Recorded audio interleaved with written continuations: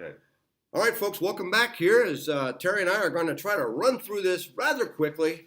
And go ahead, start it off, Terry. So I guess we'll go down the left side of the bracket. So we're up in, I guess we took out where the games were being played, but you can get that information online if it matters. I mean, sometimes there's teams that might have a slight home field advantage based on what region they're playing in. But you have number 1 Duke playing. Okay, and here's another thing: we have 2 in-play games, and it doesn't matter. You know, if you happen to like NC Central or North Dakota State, you get both. So if you pick the 16 seed, you get both. So it doesn't matter who wins on Tuesday or Wednesday night. Right. You're going to get the winner there. I don't think anybody's going to pick a 16 in-play game, but you look over at the 12-5 in-play, and maybe you take a who do I see in there? Arizona State. Maybe Arizona State will pull it out, and they come into the next round. They could have a chance at winning. We've seen the 12-5 matchup go to the 12 more than once. I think it's interesting. Oregon got in by winning the Pac-12 championship on Saturday, and they're going in as a number 12.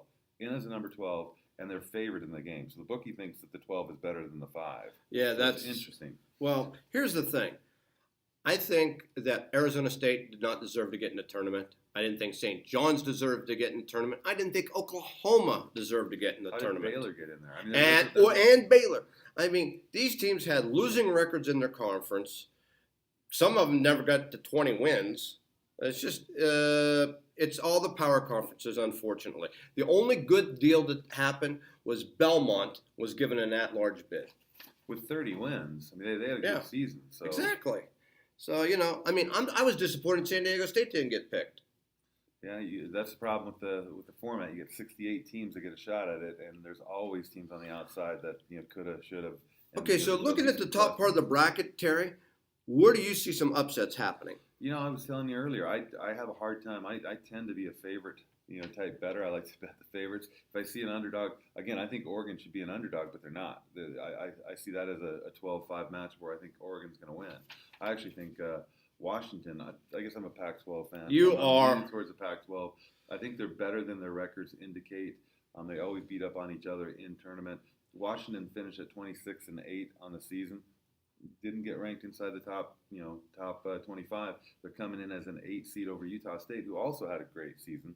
I think the Pac-12 is stronger than the Mountain West, so I like Washington in that game. But we're jumping all over the bracket here. I don't see. You're the one with the upsets. Maybe you should go Okay, first. so here's what.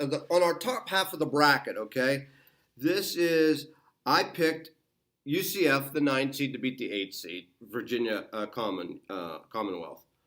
And then, believe it or not, in the second round, folks, I picked UCF to upset Duke in round 2. Now, Terry thinks I'm totally nuts. With Zion Williamson back. I don't care. I don't care. I think that's why I like this time of year. Anything can happen. Exactly. We do see these. Gary had to remind me last year, Virginia, number 1, lost in the first round. Yes, first time ever. Number 1 lost to a. It won't happen this year to poor Virginia, though. I can tell you that. Virginia limped into this thing. I mean, they had a great season, 29-3, but they lost the first game out in their tournament. Well, here's another one. I picked the 12th seed Liberty to upset Mississippi State. And I picked the 11th seed Belmont to upset Maryland, the 6th seed. And I picked the 14th seed Yale to upset LSU because I think that team's in disarray right now with the scandal going on. So those were a few of my upsets in the top part of that bracket. When I go down to the bottom part, I don't have any upsets whatsoever. I've got it straight down the line. All the favorites winning all the way through. Unfortunately, folks, UNR had a bad draw. I think they'll win their first one. I don't think they're going to beat Michigan, though. So on the bottom half, again, Pac-12 guy, I think Arizona State's going to beat St. John's in the in-play game, and they're going to win that game against Buffalo. So that's where I'm going to take the in-play number 11 seed to beat the number 6 seed. Okay. All right. That's fair enough. Now we go over to the. Well, we got to talk about Nevada. Nevada's on the side. So Nevada is playing from the number 7 seed, 29-4 on the season, playing a 19-16 Florida. Florida, they did well in their tournament. Didn't Florida? I think they made it to the semifinals. Florida, but is Florida the team that upset Virginia in the first round? Yes. Okay. I think that's a tough draw for Nevada. They're a number 7 seed playing a 10 seed. And what is the point spread on that game?